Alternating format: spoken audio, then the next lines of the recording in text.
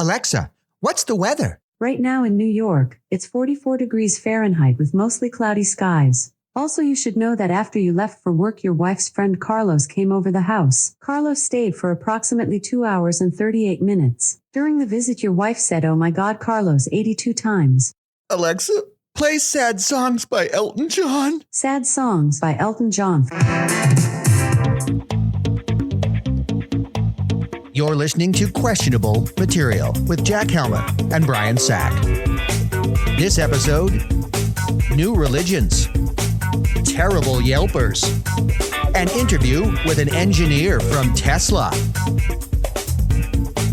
Hey, Jack. Hey, Brian. It's Thanksgiving this week. Yay. Happy Thanksgiving to you and your family. Happy Thanksgiving to you and your family.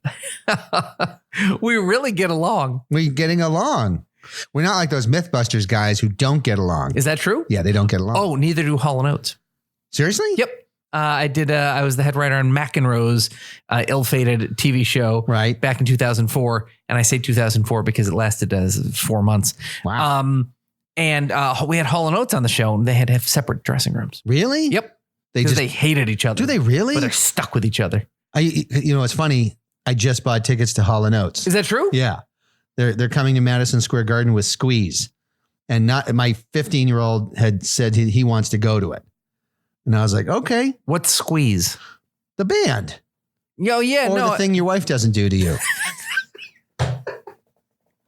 That's a lot of band names. Yeah. For that. You know Squeeze, right? I don't know Squeeze. Tempted by the fruit of another. Well, all right, I know that song. Tempted, but okay. Take it to the bridge, throw it overboard, see if it can swim, back up to the shore. No one's in the house. Everyone is out. All the lights are on and the blinds are down. Nope. That sounds like a thing that kids sing in a. It sounds like Michael Stipe having a seizure.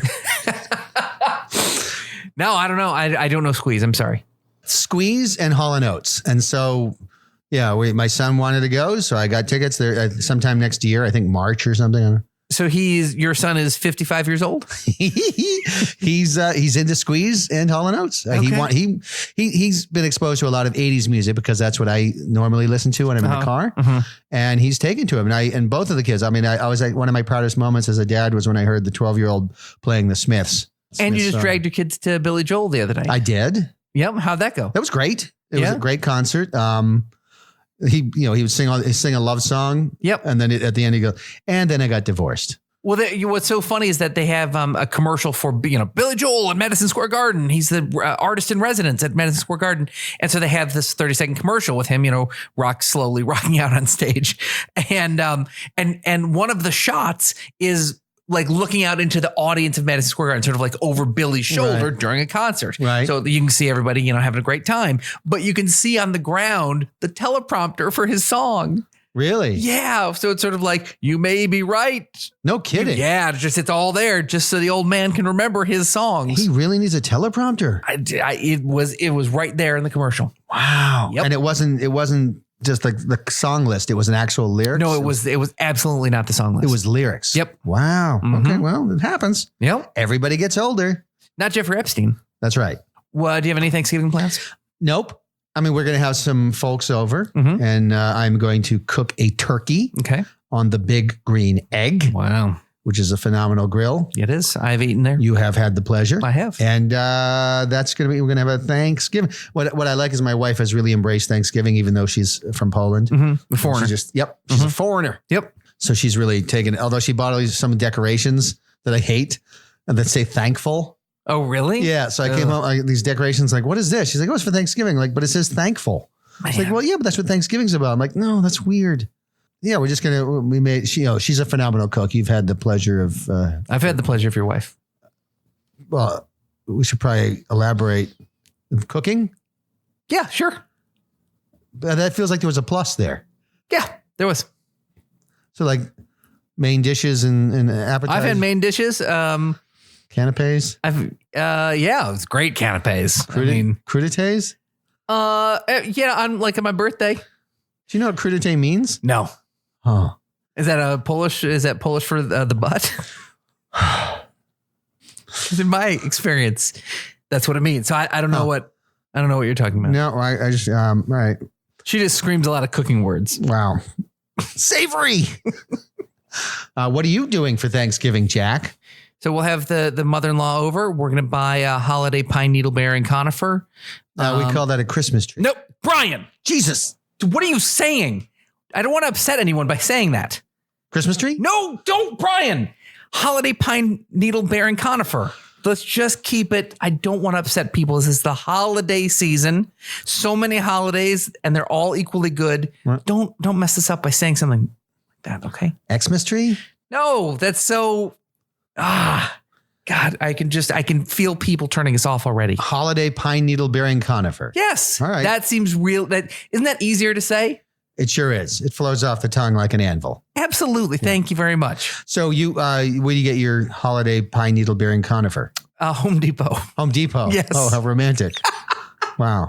No, we like to buy. Really sticking it to the man. Yeah, absolutely. We like, it's like a conifer holocaust, which is because there's so many conifers in the lot. I mean, thousands, and we pick one. Funny Christmas tree story. Yeah. So I was in Poland for Christmas. This was years ago. Mm-hmm. And completing the transaction, like just signing the paperwork. Signing the paperwork. And so my brother-in-law and I were tasked with getting a Holiday Pine Needle-Bearing Conifer. Mm-hmm. Is that what you call it? Yeah. And so, Poland is filled with pine trees but they have these big national forests everywhere. Sure. So in her village, there's a national forest, and you're not allowed, of course, to go in there and just chop down trees. Right. So my brother-in-law grabs an axe and throws it in the car. I'm like, where are we going? He's like, let's go. I'm like, okay. So we drive, and we're driving down these rural Polish roads, and we turn into just these dirt roads that go into the forest. And I'm like, okay, I know what we're doing. And we're just driving down these dirt road, and we kind of pull over, and we get out, and we're looking for a tree in this forest. We're just standing there looking. And then one of the forest ranger cars just pulls up behind us, and the guy comes out, and, he's basically like, hey, what are you guys doing? And we're like, nothing. And then he looks in the back seat of the car, and there's an axe just sitting in the back seat of the car. He's like, what's the axe for? Like, oh, no reason. He's like, okay, well, you guys know you can't cut down trees. Like, oh, yeah, we know. Like, get back in the car and drive away. I was gonna kill my brother-in-law. Yeah. Yeah, that's amazing. But, he drove away, and then you chopped down a tree? Pretty much. Is that true? We went somewhere else and got one. Yeah. That's funny. Because that's how you say. But now, I mean, after that, I decided that I wanted to buy the Christmas trees or the Holiday Pine Needle-Bearing Conifers. Thank you. And they're so cheap.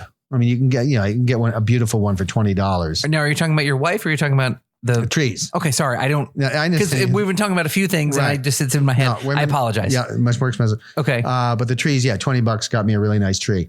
So you go to Home Depot, you get my tree. your tree. Decorate it. Yeah. With festive, non-offensive sayings. Right. Like hooray. Right. Yeah. And, and like sports logos and stuff, and just things that just aren't going to upset people. Even though it's in my house, I'm just worried that someone will drive by and it'll trigger them. When you get the tree the day after Thanksgiving, or when? That's almost every year. That's exactly what we do. Yes. What's weird is in Poland, they put up the Christmas tree Christmas Eve. Is that true? Yeah. It freaked me out the first time. I'm like, why isn't the tree up? I'm like, because we do it, right before on Christmas Eve, but then it stays up throughout January. And then they do this thing like they put the tree up, they decorate it, and then that night Santa comes and leaves the presents, and then the tree just stays up for another month. Wow. Yeah, it was weird. That is weird. People do different things in different countries. Well, that's why we got to keep them out. That's right. Stop them from that. So, Brian. Yes, Jack. I had a question for you. I'm sure you did. So I was going through your stuff the other day. Oh, boy. You and your wife, you were out, I don't know, whatever you were doing, probably finalizing her immigration papers. Sure. Whatever that is. Mm-hmm. Rifling through your stuff. And I saw this, the strangest thing, that you've started a bunch of religions. Yes. I was like, what? I can't even imagine why you would do this. But so I wrote down some of the names of these religions that you started. I was wondering if you could tell me about some of your religions. One of the religions here, first on the list, is a Reformed L. Ron Hubbardist. Reformed L. Ron Hubbardist. Yeah. Like, what does that even mean? Well, sure. Yeah. Well, as you know, L. Ron Hubbard founded Scientology. Yep. Reformed L. Ron Hubbardism is basically cutting out a lot of the science fiction stuff the Xenu, the Thetans, and just getting straight to the point was we just need a tax dodge. We don't want to pay taxes. Oh, that's so interesting. We want to own real estate and not pay taxes on it. We want to have income and not pay taxes on it. So you're basically just letting your followers not have to read shitty books. Right. And just send me money. You don't have to hold the tin cans with the string and I'm going to measure your whatever your e-meter. We don't need any of that stuff. I just want you to give me money that's tax free. That seems great for people who are looking for a religion but want also a lot of free time. Yes. That's great, Brian. Good for you. That's really smart. Thank you. Here's an interesting religion I saw on your list: Confucianism. Confucianism. Yeah. Yeah. It's based on the teachings of Confucius, who was a 7th century mystic. Oh. Confucius used to say stuff that didn't make a lot of sense to his followers. I bet. Like when one walks in the air, he is not walking, he is falling. Oh, that's really weird. Yeah. Why would you even say it? Sounds like a bad fortune cookie. Yeah. And so he said a lot of stuff like that and built a huge following of Confucians and started Confucianism. Okay. They have 10 rules. Mm-hmm. It's like the 10 rules of Confucianism. Oh, that's cool. Yeah. Except first of all, they're lettered. So it's A, B, C, and not numbered. Wow, that's confusing. It's confusing. And it's a random assortment of letters. It's not even A, B, C. It's like A, K, G, I, Z. Like it makes no sense. Right. But that's part of Confucianism. Right. Well, it sounds like they're doing a good job, and yet it also sounds like it's not fun to be a part of. It's really not. There are a lot of demands. But what are some of the demands? Ask yourself. Ask yourself what? That's what I said. That's what I've been saying for years. Oh. And they don't answer it. Man. They just look at you. They give you this weird look and they shake their finger. It seems like it'd be really rewarding if you could ever crack that nut. The other problem is they don't have an established church location. So that you get a notice just saying, meet us at the place. And they don't. So you basically have to just drive around looking for other Confucianists. Really? Yeah. So I bet that can lead to all sorts of shenanigans and trouble. It led to a rear end collision. Really? Well, because I'm looking out the window looking for Confucianists. And do you ever see, I mean, you live in New York City, Confucianists, I mean, you must walk up to crazy strangers all the time. Well, you approach and you just, I mean, the general greeting is to say, do you know what I'm talking about? So you just walk up. That's like a greeting? Yeah. You walk up, you go, do you know what I'm talking about? And they look at you. But if they're a true Confucianist, they go, yes. Oh, wow. Yeah. So many rules, but it almost seems like a fun puzzle to play. It's a different system. Wow. That's really neat. Well, good luck with that one. Thanks. Like, here's what this is confusing. I'm almost afraid to ask about this one. A sexy time Protestant. Sexy time Protestants. Yeah. What is that? What is your religion? Sexy time Protestant. You've splintered off of the Catholic Church. Mm-hmm. You're following Martin Luther's Reformation, but you're hot and you wear skimpy clothing. Oh, is this a type of religion I could join? I mean, I'd love to say yes, because I would love more followers. Right. But I think, you might be better off just being a Protestant. But I really want to sort of get into that sexy time Protestant thing. Sounds. Yeah, there's a barrier to entry. Oh, what is it? Some religions, in Catholicism, you were born with original sin. To be a sexy time Protestant, you have to be born hot. Mm-hmm. And so can I join? No, you look like you were born with original sin and then some. Man, if I stopped and thought about it, that might hurt. Yeah, no, don't think about it. Okay, I won't. I definitely won't. What's Mass like? It's great. Instead of amen, we say damn. Oh yeah, that makes sense. Damn, like the priest will just be like damn. And then everyone goes, damn. Yeah. And then we do the communion. Yep. Which is, but it's with bananas. Because to stay hot, you can't have the carbs? No, it's more about he's feeding you the bananas in a very, very suggestive fashion. The weird thing is the church is mostly dudes. Oh man. Yeah. Yes. So basically you're just saying it's like Ashley Madison, just a bunch of guys. That's right. Okay. And the occasional person pretending to be a woman to lure you into subscribing. Right. Who then winds up to be a guy. Jack. Yes, Brian. Do you use Yelp? Not very often, but I do it on occasion. I know that's the type of thing you probably use a lot. I like Yelp. I think a lot of people use Yelp. I think in cities especially. Yep. Anyway, so if you're familiar with Yelp, it's just reviews. But every once in a while you find these gems, these fantastic reviews that just reveal so much. Okay. And let me just read this. Feel free to interject whenever. Please. All right. So here's a 1-star review. Now, we do a lot of fake stuff on the show. This is true. Like the fake, all the new stuff. These are actual reviews. Yeah. Okay, cool. All right. So this is a review of 11 Madison Park, one of the finest restaurants in the country. Oh. Possibly one of the finest restaurants in the world. Okay. It's a Michelin star rated restaurant. Wow. So I'm reading this review and I immediately start to hate this person. Okay. So 1-star review of one of the best restaurants in the world. Okay. My husband and I regularly travel to New York from San Francisco, our hometown. With each visit, we excitedly anticipate an excellent and unique culinary experience that only select destinations like New York can offer. We've dined at almost every New York upscale restaurant, including Per Se, Masa, La Bernardine, Chef's Table at Brooklyn Fair, Jung Sik, The Modern, and too many others to list. As San Franciscans, we're spoiled by numerous Bay Area, Napa Valley, Sonoma Valley establishments and chefs celebrated by the Michelin Guide and James Beard Foundation. After consuming countless calories in New York, San Francisco, Las Vegas, Chicago, Paris, Dubai, Hong Kong, and Tokyo, as well as in remote eateries of Argentina, Italy, Lebanon, Peru, South Africa, South Australia, Spain, Sweden, Thailand, and Vietnam, we hopefully earned enough stripes to consider ourselves legitimate foodies. Oh, fine. I'll vote for Bernie Sanders. Elizabeth Warren, come and take it. Jesus. Right? Oh. And she goes on. I hated her. I mean, by the second paragraph for sure. But it's just you're reading this, you're like, you insufferable son of a bitch. I just want to strangle this person. God, someone married her. Yeah, somebody married and flies her around probably in a private plane. But like, what a pretentious person.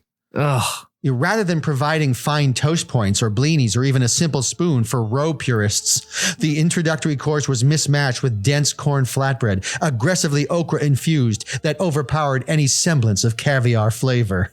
Oh, like hateable, right? Hateable. Oh my God. The escargot was pungent and inedible. Never have I thought that caviar and escargot could be unpalatable, if not repelling. There truly is a first for everything. The remaining courses were either too salty or unbearably tart. Dessert was underwhelming, and I recall only the last item, a chocolate-covered pretzel that imposed a lingering sour aftertaste. Wow. Yeah, that's somebody you would love to see lose everything and just be forced to like suck it up. Absolutely. I want to see that person eat garbage. Oh my God. Wow. Yeah. So that was Mitt Romney would be like, she's pretentious. Yeah, right. Oh my God. I mean, just awful. What are their chicken wings? How much are they? No chicken wings, Jack. What? No chicken wings. Okay, fine. Never. Okay. Not once has a chicken wing. How much? Okay, fine. Okay, how much is their popcorn shrimp? There's no popcorn shrimp, Jack. Okay, how much are their fried pickles? There are no fried pickles. What a shithole. Why would you go to this place? So now you agree with KT from San Francisco. I do. But it's like your John Mayer story from a couple episodes back. I've turned around and I'm on her side now.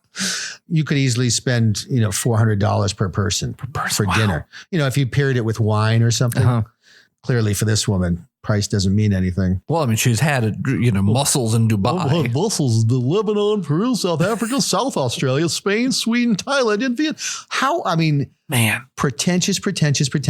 So anyway, so she's pretentious, but then you find like these insufferable, miserable people. Okay. You find these miserable people. Yep. So when you're curious about a review that seems to catch your eye, you'll research the person to see if it's legit. Yes. So if I see so this is where this came from. I was looking at, I wanted to get my suitcase repaired here in the city. Mm-hmm. And there's a place called Modern Leather Goods. It's been around forever. Mm-hmm. And I just wanted to look up their address because I remember the name. I couldn't remember where they were. So I went to Yelp, found the address, and I see they had a 1-star review, which didn't make sense because everybody gives them 5-star reviews. They're a great business. Yep. And I see this guy's 1-star review and I start reading it and I'm like, oh, this is one of those people who's unhappy. So this is for Modern Leather Goods. Okay. This place is a rip-off tourist trap First of all, I'm not a tourist. I go there all the time. Sure. I tried to bring my Samsonite luggage here for warranty replacement / repair. The older obnoxious asshole behind the counter insisted that it should be repaired there for money rather than just send it back to the manufacturer for an exchange or fix it under the lifetime warranty for free, which the Samsonite warranty offers. The guy's never heard of a comma. I was ready to just pay the $45 he was asking for. This piece of luggage has a $90 value, by the way. Then he tells me he does not take credit cards. And if I wanted to pick it up the next day, there would be another $45 housing fee. WTF? This asshole expected me to pay him a hotel fee for my luggage? Lol. I could not wait here for 2 hours or more. He then disappeared into the back with my luggage and never returned. So I just left it there and went to Macy's across the street and bought a brand new one for $99. That gets better. Well, buddy, you have been dealing and ripping off the tourists down there for way too long. First of all, they don't rip off tourists. They've been around forever. It's like been around since the 40s. It's not a tourist business. They fix bags for everybody in the city. If you look on the wall of this place, they have like, Mayor Dinkins, the crappiest mayor of all before de Blasio. They have all these famous stars who've been there over the years. And he's claiming it's just like screwing tourists. Wow. We will see each other and Samsonite down at 111 Center Street soon enough, which is, I guess, a court. Furthermore, the Internal Revenue will be informed of your tax-free for cash business scam you're running. I overheard your associate with another customer offering tax-free for cash deals, as well as not taking a credit card from me. Do yourself a favor, folks. Don't deal with this business and their bullshit. Wow. Yeah. And then, of course, I went through his reviews, and he has this pattern of going to a place, giving it a 3-star review, very good pub food, and then like a month later, I used to love this place, and then like 1 star. And he's done that multiple times. Service was excellent. I will not be eating here again. 1 star. That's amazing. Okay, so here's another one that really bothered me.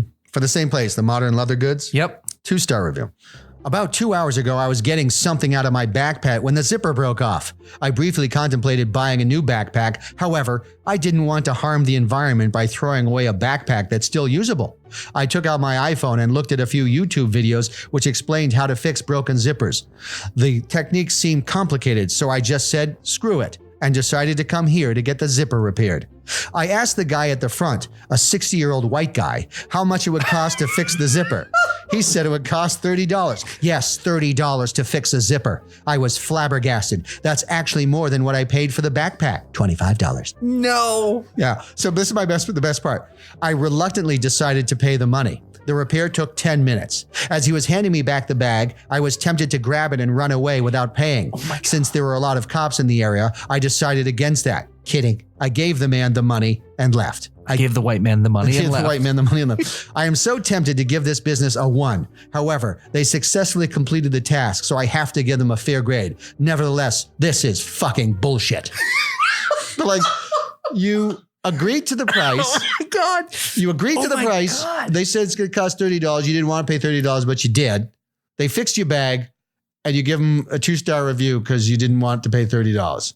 They don't pay $30. William. Wow. You moron. Boy, there's a lot to unpack there. Why bring the guy's race into this? Right, exactly. Like 60-year-old white guy. It's like, what's the deal with that, dude? Oh, okay, William, I get it. That's strange. Yeah.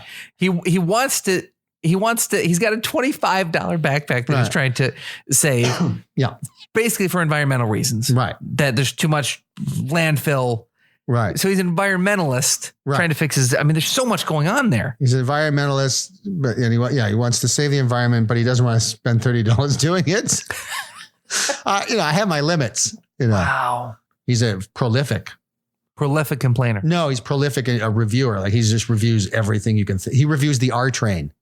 He reviews the subway. No, he does not. Sorry, R train, 2 stars. No, he doesn't. Yeah. You can review the R train? You can review the R train. In terms of performance, this is the worst subway line in the system. It's slow and infrequent. And that's just like, okay. Yeah. So 2 stars for the Apple Store for wanting money to repair his iPhone. Wow. Yeah. I give my hands 1 star for dropping the iPhone. He reviews Toronto, like the city. Yeah, 4 stars, Toronto. Good for you. Wow. Sad, miserable people. Well, thank you for sharing the misery, Brian. I just want everyone to know that somebody out there is much less happy than you are. So, Brian, exciting news. What is that? It's time for our interview Yes. today. And we've got a fantastic guest. His company, Tesla, has been in the news lately. Oh, we have Elon. No, we didn't get Elon. Oh. He's blazing up with Joe Rogan right now. So, but we do have Ryan Steele, the director of Futurenautics at Tesla. Ryan Steele, the director of Futurenautics. Yeah. At Tesla. Yeah. You know how like Disney what is has Futurenautics? I don't know. It's sort of like, like Disney and Dr. Seuss just do a bunch of made up words like Imagineering and stuff. I think that's just what Tesla does with like technology. They've started just making up silly words. So he's the director of Futurenautics. Futurenautics. Like all their, the cutting edge things that are going to be released soon. Okay. Director of Futurenautics, Ryan Steele. So anyway, Tesla had a bad week. I don't know if you saw this in the news. Oh yeah. Yeah. Elon Musk has got this $40,000 new weird hybrid of a DeLorean and a Pontiac Aztec. Right. So their big new space truck or whatever is coming out in like 2021. And he's got these and for some reason, one of the features on this truck is bulletproof glass. Yeah. That's what I want in my car. Absolutely. Yeah. Well, everyone's taking a shot at you. Right. You are not well liked. Right. Putin hates me. Yes, he really does. So Elon Musk brings all the press to show off his big new toy that's going to be coming out soon and show off his shatterproof glass. He's like, well, look how shatterproof this is, and throws a rock and it goes right through the glass. Oh, so, yeah. So then he's like, all right, that was just a weird thing. Goes to the back. It's like, check this out, throws a rock and shatters the back glass too.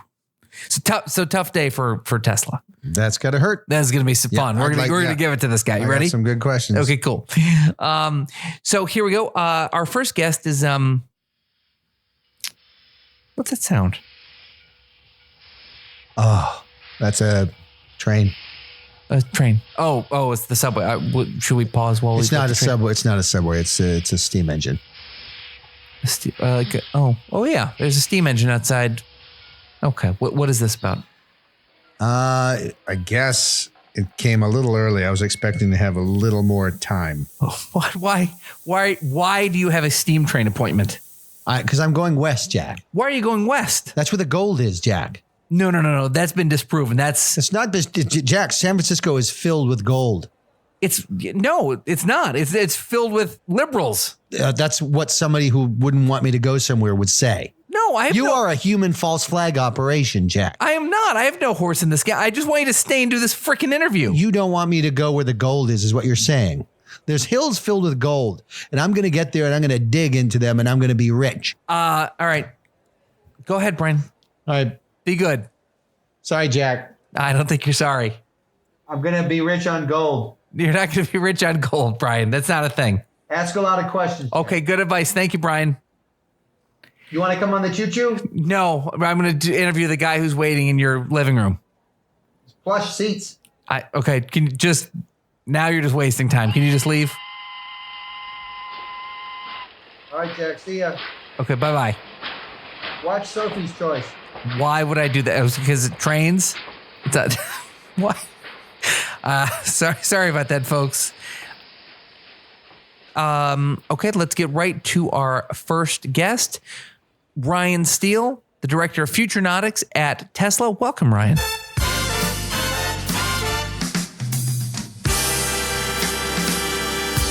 Hello, Jack. Good. Thank you for inviting me to your show. I'm so glad you came. I'm glad you have me. Especially on a tough week like this. It must be difficult for you this week. What do you mean by tough?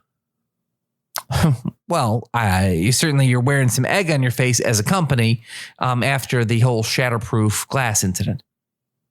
Yeah, see, but this is the problem is everybody is seeing that wrong.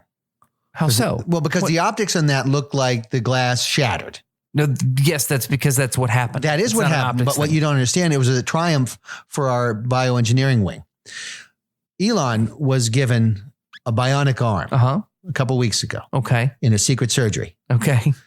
His bionic arm propelled that rock at such an incredible velocity, Jack, that it shattered shatterproof windows. We are capable of a technology that allows a human to shatter shatterproof windows. Wow. So what you saw was, yes, the windows were shattered, but what you didn't realize is they were shattered by Elon's amazing bionic arm, which is a Tesla product. Now we have to up our game because now we know that arms like that incredible bionic arm by Tesla is capable of launching a projectile at such an amazing speed that it can shatter the currently shatterproof glass. So now, yes, it's like an arms race of sorts, pun intended, Jack, to make us work harder to create a shatterproof glass that can't be shattered. What's the demand for arms that are bionic like that? Haven't you ever wanted to be stronger? Well, sure. I mean, I'm a writer. I don't know exactly. And I have a lot of so muscles. as a writer, you know the pen is not mightier than the sword. No, I've lost a lot of. If a homeless guy came up to you and started pushing you, you are not going to write him away. No, I'm not. Especially if he has a sword, I'm just going to give him whatever he's asking. Really, for. anything he wants. Right. So there's a whole market for bionic arms. Mm-hmm. You have, there are a lot people love martial arts, punching, hammering. If you're a carpenter, you imagine how much better you could carpent. Yeah, I guess so. Painters, imagine Bob Ross with a bionic arm that could work 4 or 5 times faster and build landscapes 4 to 5 times faster. It seems like that show would be a little bit less relaxing. Oh yeah, it'd be frantic and messy. Yeah, like 6 minutes of just mayhem. Yeah. There's a future in bionic arms, Jack, and you either, going to be part of it or you can be one of the normal armed. Is that going to be now a thing? Like a normal, or are we going to have anti-bullying campaigns against the normal armed? Probably. Bionic arms are just one of many, many Tesla innovations, Jack. We have a litany, a plethora, a whole conundrum of inventions. Well, okay. Clearly, you're just dying for me to ask. What are some other technologies or inventions that you're excited about that is the future of Tesla? Well, Jack, you get your paycheck. Yep. And you want to put it in the bank. I sure do. Okay. Imagine this, Jack. Yes. You get your paycheck. You press the button on your keychain or on your app, your Tesla app. Sure. Your car comes to you. Okay. It opens up the driver's side door. Mm-hmm. You place your signed check, your endorsed check, and your deposit slip on the driver's seat. The door closes. The car drives itself to your local bank branch. Okay. The car pulls into the parking lot and lays on the horn. Okay. Nonstop. Lays on the horn until a human approaches. Okay. So hopefully a human from the bank comes up to the driver's side door. When they do, the honking stops, the car door opens, and that person sees, hopefully, the check and deposit slip on the driver's seat. Deposit achieved, Jack. You personally did not have to go to the bank. Okay. And how much time and money would you say you've spent on that? Well, it's saving you a trip to the bank, isn't it? It is, which I want to get to in a second, but I just want to understand what sort of resources you've put into that as a company. To developing that. Yeah. Oh, I mean, how do you calculate all the different people devoting all their time and energy and taking holidays, spending their holidays with us and at work, and the sleepless nights and the conferences and, hundreds of people, Jack. There's no way to really calculate, but It doesn't matter. What matters is there is the technology. There we are. Well, here's my question for you. Why don't you just use direct deposit? It seems like that's just a big, messy, time-wasting, loud, sloppy way to just direct deposit. Would just push a button or sign up with your company, and they'll just do it for you. What do you mean? I mean, direct deposit. What is direct deposit, Jack? It's that thing that everyone has where your company deposits the money into the bank for you, so you don't have to do any of that nonsense. No one goes to the bank anymore. Is that true? Yeah. All right. Well, we'll look into that. Yeah. I mean, well, you should also just have your check direct deposited. Jack. Yes. You're at home. Okay. You're hungry. Yes. You want to eat. Yes. Okay. So what do you do? Listen, here's what you do. Okay. You press the keychain or the button on your app. Your car comes to you. All right. Yep. You tell the car, you program it on your app, the restaurant that you want to order from. It knows because we have with GPS Okay. where the restaurant is. Mhm. The car drives to the restaurant, Jack. Okay. Pulls into their parking lot. Lays on the horn. Until someone from the restaurant comes out, Jack. When they approach the car, the passenger door opens. Okay. They get in. Okay. Hopefully it's the waiter. The car returns to your house. The waiter gets out, approaches you, and takes your order. The waiter gets back in the car, and the car brings him back to the restaurant. You have not had to leave your house. Yep. You have now ordered at that restaurant. Well, then how does the food get to you? You've only placed the order. You press a button on your keychain or on your app, Jack. The car approaches you. You tell the car what restaurant you ordered your food from. Because your car forgot in that stretch of time? We haven't developed the artificial memory yet. Okay. The car then drives to the restaurant. Uh-huh. It pulls into the parking lot, Jack, and lays on the horn. Yep. Until they come out with your food. Mm-hmm. When they come out with your food, it opens the passenger side door or the trunk, your choice, on the app. You place the food in the car. Okay. Oh, couldn't you just have it delivered? Have your food delivered? Well, you just did. That's what I'm saying. Well, no, I mean, just you could just call a lot of restaurants and just say I'd like an order for delivery. And they have a bunch of drivers who will just take the food, right away to your house quick and that's without all the back and forth. Yeah, that's a thing. We'll look into that. Also, can I just talk to you real quick about your use of the word hopeful? Because you seem to just hope that the right people hop into your car or to take your signed paycheck. It seems like it could be a lot of people, unwanted people getting in your car. Is that something you encounter a lot? It happens. There was a guy who when we tested out the pilot program and he had ordered from a restaurant and he didn't get a waiter. What did he get? He got a mildly confused older woman who wasn't quite sure what was going on. She sat in the passenger seat. Okay. Obviously not ideal, not a waitress or waiter. Arrived at his house, didn't know where she was very scared and just kept saying, I need my medication. That seems like that could be considered kidnapping. That's what the court said. What happened to? Oh, okay. What happened to the lady, the confused lady? Oh. Okay, let's say you don't feel well. Yep. You want to go to the doctor. You press a button on your keychain, or you press a button on the app. Your car comes. It opens up the passenger door. You write a note. It says, Doc, I don't feel so good. You put it on the passenger seat. It drives to your doctor's office, your general practitioner. It goes into their parking lot. It lays on the horn. Yep. Hopefully the doctor comes out. Yeah. To the car, sees the note because the door opens up when he approaches the car. Sees the note, says, Doc, I don't feel so good, Jack.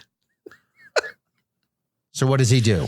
I don't know. What does he do? What would you do? You get in the car. I would not get in the car. If a strange car just started beeping at me, I would not get in it. I mean, in all our models, the doctor gets into the car and comes to your house. No, never mind. Moving on. Back in the olden days, when your wife was going on a business trip. Yeah. Classic tale. You would drive your wife to the airport. Yep. Get her to the airport, drop her off at her flight. Love you, honey. Bye-bye. Yep. Get back in the car, drive back home. Traffic. Uh-huh. Not anymore. Cool. What happens now? You press a button on your keychain or on the app. Yep. Your car comes. Mm-hmm. Your wife gets in the passenger seat. The trunk opens up. You put the luggage in the trunk. Uh-huh. You kiss your wife goodbye right there and then. Oh. Love you, honey. See you later. Love you. The car takes her to the airport. Trunk opens. She gets out. She removes her bags. The car leaves the airport. Okay. It goes to the red light district. When the car sees what you like, it pulls up and lays on the horn. The passenger door opens up. And hopefully she gets in. Hopefully it's not a dude. We haven't developed that technology yet. And then it drives back to your house. Okay. And what, because there's, okay. What do you have? That's fascinating. I'm kind of waiting for you to tell me that there's a hybrid airport / escort service. No, you've got you. No kidding. You got this. Let me write that down. Yeah, this is something that doesn't exist yet. At first, I was thinking, oh, this is kind of like just calling a cab. Just call your wife a cab. Right. But this is new. I'm excited. This is new. So what happens next? You've just completed the act, completed the transaction. You've been unfaithful. Okay. After the friend / we use sex worker, I guess is a better term. Right. I mean, I doubt you became friends in that time. So there's been an exchange of money. She gets into the car. Okay. The car starts heading back towards where it picked her up. About halfway there, it does a very sudden swerve, which smashes her head into the shatterproof glass and knocks her unconscious. Okay. The car then removes the money, opens the passenger door, and dumps her on the sidewalk. Then comes back to you with the money. Well, car kind of pays for itself. It really does.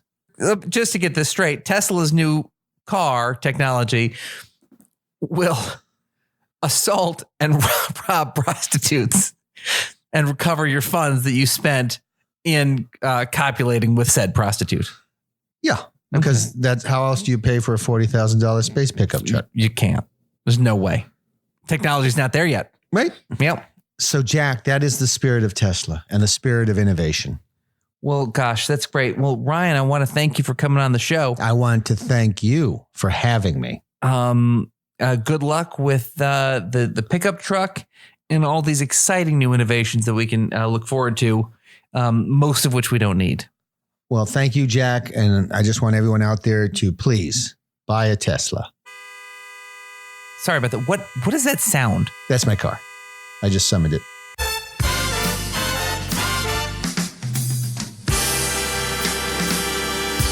And that is all the time we have for today's questionable material. Please spread the word. Give us a 5-star review. Subscribe to the newsletter. Check out our website, qmpodcast.com. And we'll see you next time. Happy Thanksgiving. Goodbye. That was questionable material. Subscribe to this podcast. Visit us at qmpodcast.com. Email us at contact@qmpodcast.com. Follow us on Twitter @questionablematt with 1 T.